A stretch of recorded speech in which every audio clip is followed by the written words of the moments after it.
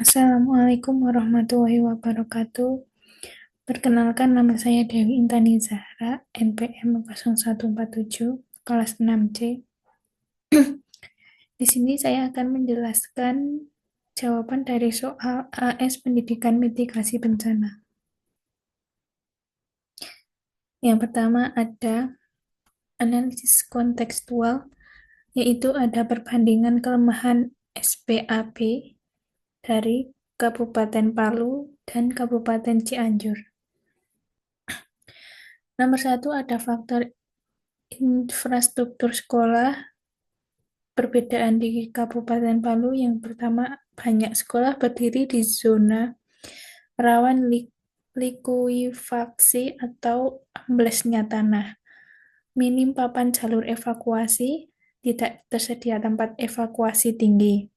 Kabupaten Cianjur, banyak bangunan tidak tahan gempa, terutama bangunan lama dan semi permanen. Jalur evakuasi sempit dan tidak terstandar. Faktor 2, simulasi bencana. Yang Kabupaten Palu, simulasi bencana dilakukan minim, tidak berorientasi pada likuifaksi, kurangnya adaptasi perencanaan spesifik terhadap jenis bencana. Yang Kabupaten Cianjur, simulasi hanya bersifat formalitas dan jarang dilakukan berkala. Tidak seluruh sekolah mengintegrasikan simulasi dalam kalender akademik.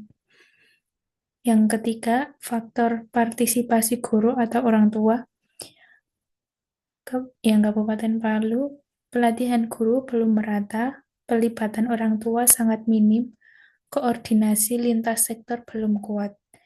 Kabupaten Cianjur, banyak guru belum memahami mitigasi gempa secara praktis, peran orang tua masih pasif, terutama di sekolah pinggiran.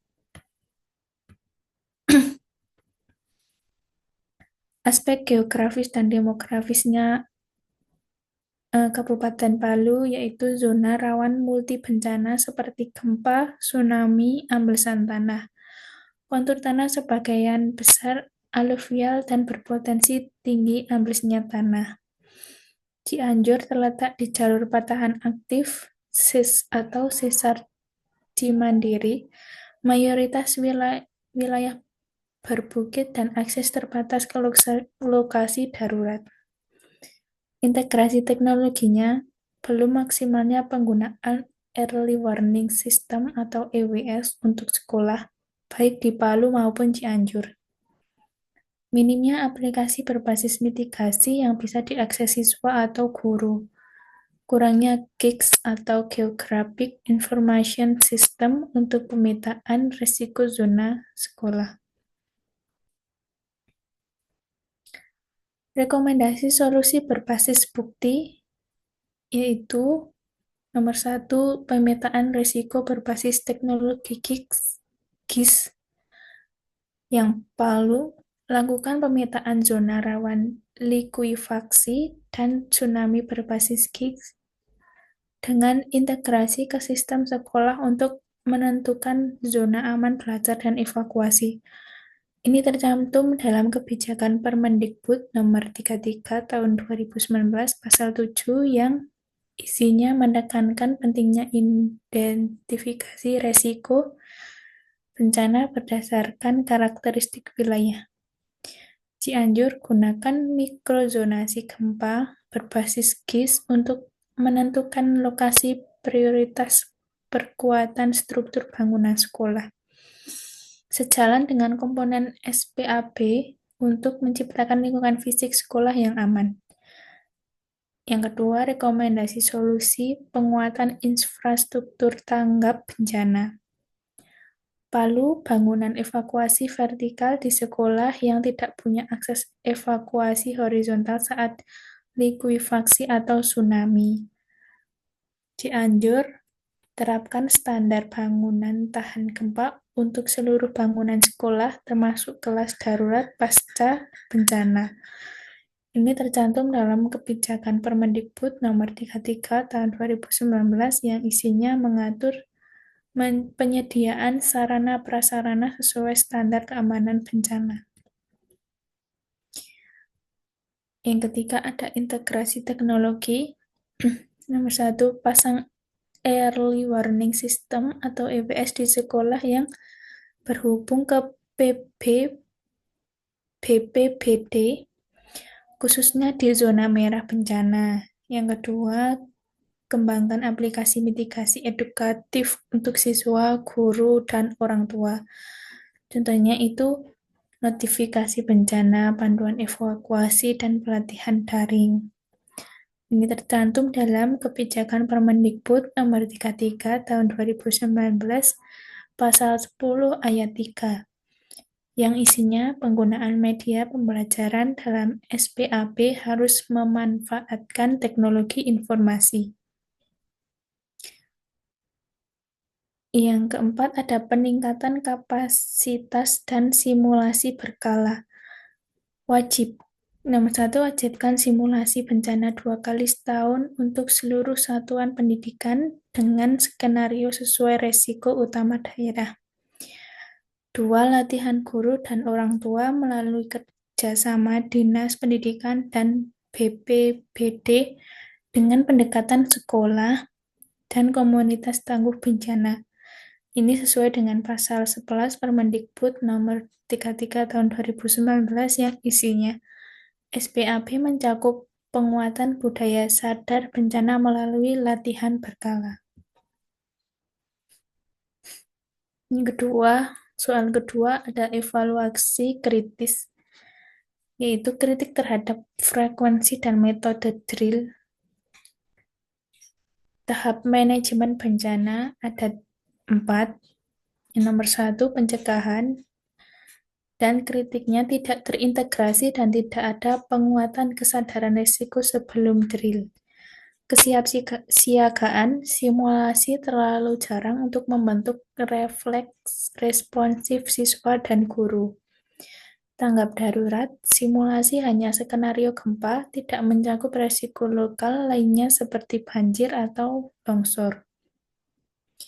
Pemulihan, tidak ada mekanisme evaluasi psikologis atau tindak lanjut trauma siswa pasca drill. Dampak psikologis pada siswa, siswa itu menjadi takut berlebih saat mendengar suara sirine atau getaran kecil. Kedua, tidak ada komunikasi tentang pasca drill untuk menjelaskan bahwa itu simulasi, bukan kejadian nyata. Program drill yang seharusnya membuat siswa lebih siap dan tenang saat bencana menjadi menimbulkan distres atau tekanan psikologis seperti ketakutan berlebihan, cemas mendadak, enggan berpartisipasi di drill berikutnya, dan sulit berkonsentrasi dalam pelajaran setelah drill. Keterlibatan pemangku kepentingan seperti BPBD Kabupaten Garut hanya terlibat saat drill besar dan tidak rutin. Orang tua atau wali murid tidak dilibatkan dalam persiapan maupun sosialisasi. Relawan PMI tidak dilibatkan dalam edukasi pertolongan pertama. Hal ini bertentangan dengan pendekatan WAL, Community dan Comprehensive School Safety Framework CSSF yang menekankan pentingnya kolaborasi lintas sektor.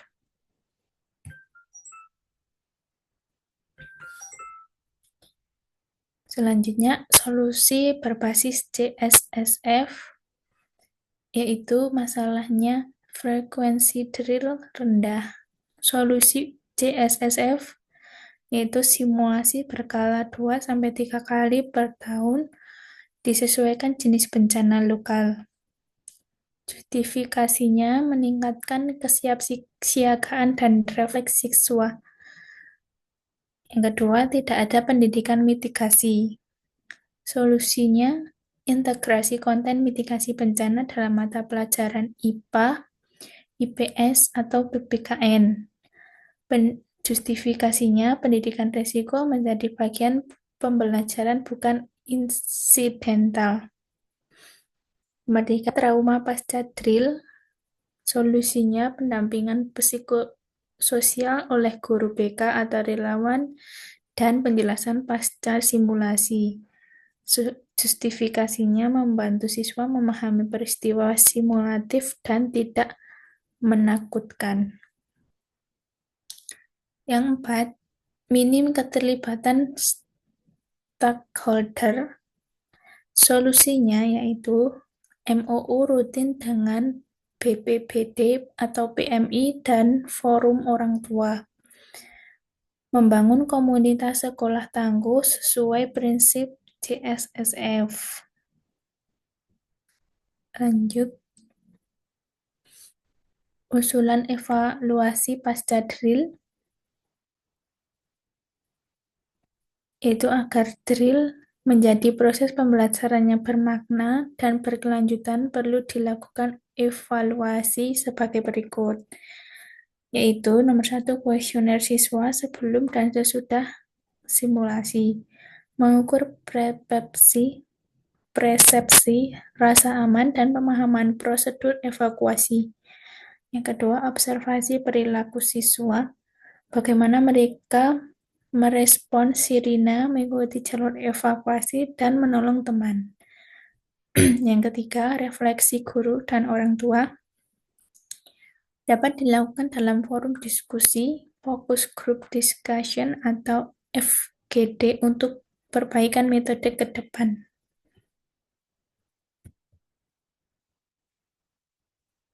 Soal ketiga, ada rancangan program, yaitu Sekolah Siaga Laut. Komponen utama programnya cerita rakyat tentang tsunami dan laut, yaitu legenda ibu laut sebagai tanda alam akan bencana. Kemitraan dengan komunitas, yaitu ada nelayan yang memberi edukasi tentang tanda-tanda alam, air surut mendadak, atau suara aneh dari laut. Tokoh adat menyampaikan mitos lokal sebagai bagian dari edukasi. Karang Taruna atau PKK membantu sosialisasi dan pendampingan anak saat simulasi. Teknologi sederhananya, sirine darurat dari botol bekas berisi batu dan sistem pancing atau ditarik seperti lonceng. Kain merah putih sebagai penanda lokasi berkumpul, alternatif bendera evakuasi, pembuatan peta evakuasi.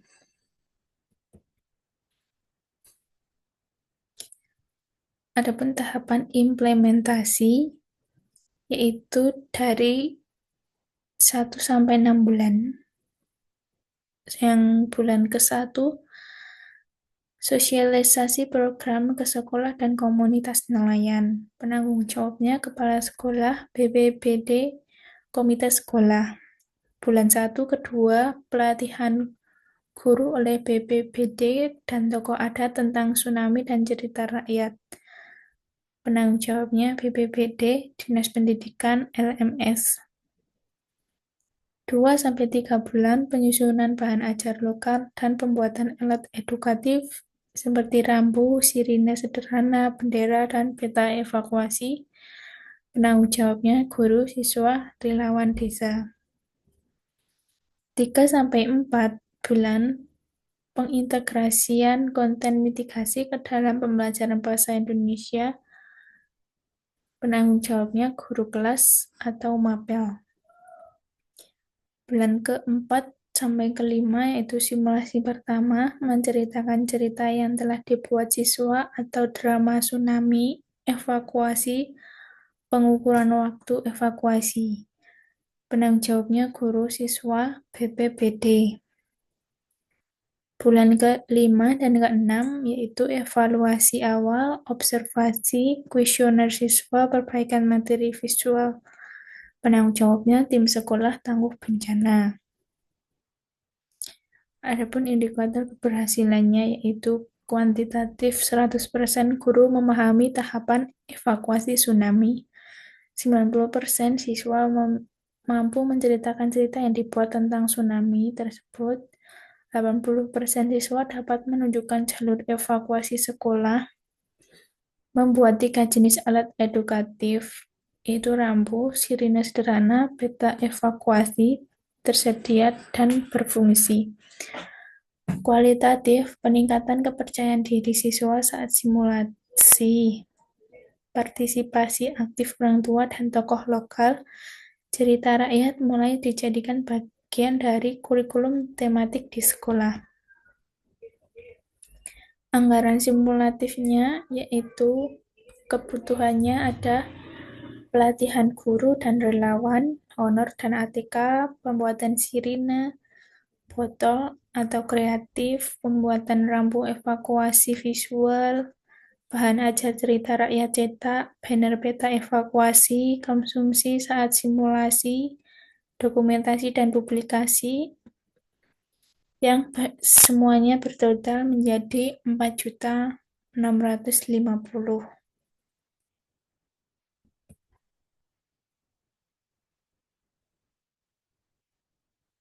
Yang soal terakhir ada ROB parah dan banjir di SDN Sayung 2 Demak.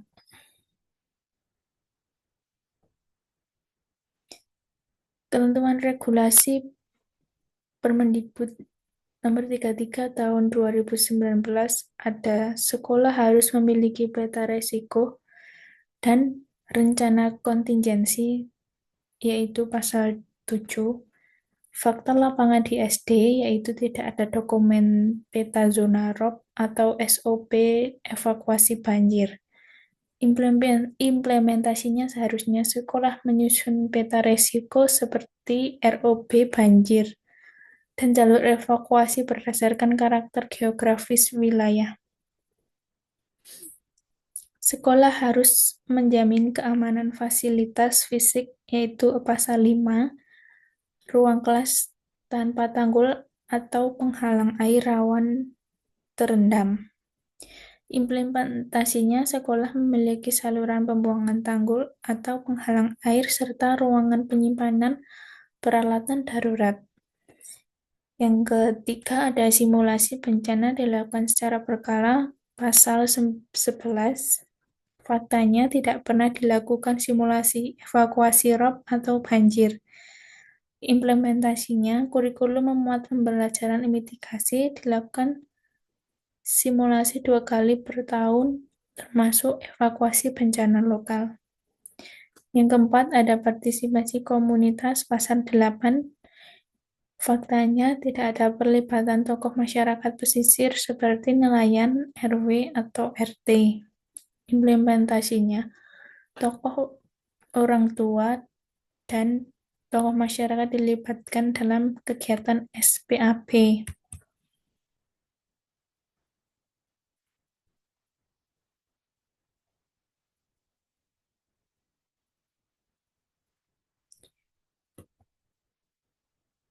Yang kelima, ada evaluasi berkala dan tanggap darurat, pasal 12, yaitu yang faktanya tidak tersedia SOP evakuasi tidak dilakukan secara pasca ROB.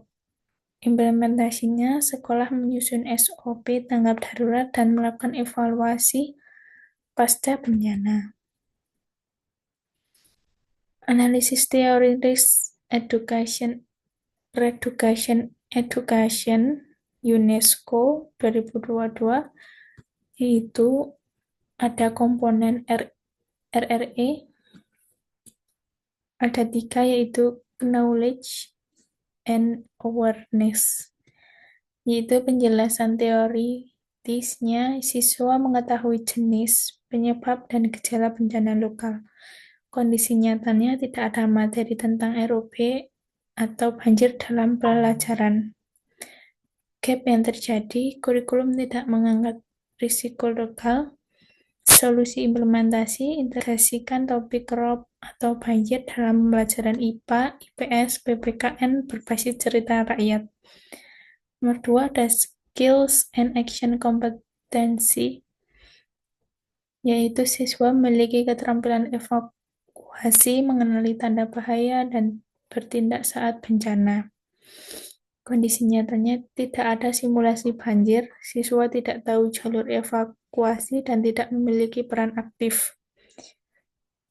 Gapnya tidak ada pelatihan dan pembiasaan keterampilan kesiapsiagaan.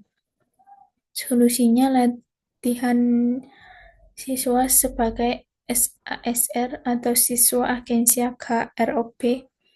Lakukan simulasi ROP berkala. Nomor 3, value and participation. Siswa tidak dilibatkan aktif dalam pengambilan keputusan dan kegiatan siaga bencana.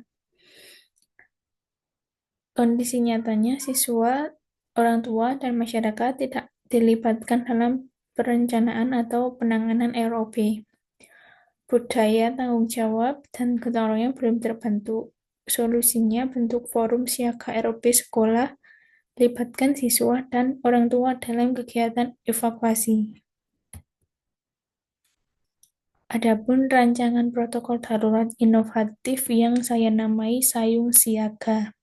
Komponennya ada evakuasi bertingkat, yaitu siswa dilatih menuju lokasi aman bertingkat yang disiapkan dari awal seperti panggung aula atau rumah warga yang aman. Nomor 2, siswa agen siaga ROP atau SASR, yaitu setiap kelas punya 2 siswa ditunjuk sebagai aerob junior. Tugasnya adalah mengecek ketinggian air, laporan ke guru, dan bantu evakuasi cepat. Nomor 3, ada rambu anti air, yaitu gunakan rambu evakuasi dari seng bergambar yang tahan air dan jelas dari kejauhan. Nomor 4, sirine manual siswa, yaitu kentongan atau botol bekas dan kerikil yang dibunyikan oleh marshal saat tinggi air melebihi batas. Pelajaran mitigasi terpadu, yaitu integrasi materi erosi banjir ke pelajaran IPA, yaitu perubahan cuaca, IPS, peta kontur dataran rendah, PPKN, gotong royong saat bencana. Laporan harian pasang ROP, itu siswa mencatat tinggi tiap pagi bersama guru sebagai praktik literasi mitigasi. Adapun infografis yang saya buat seperti ini.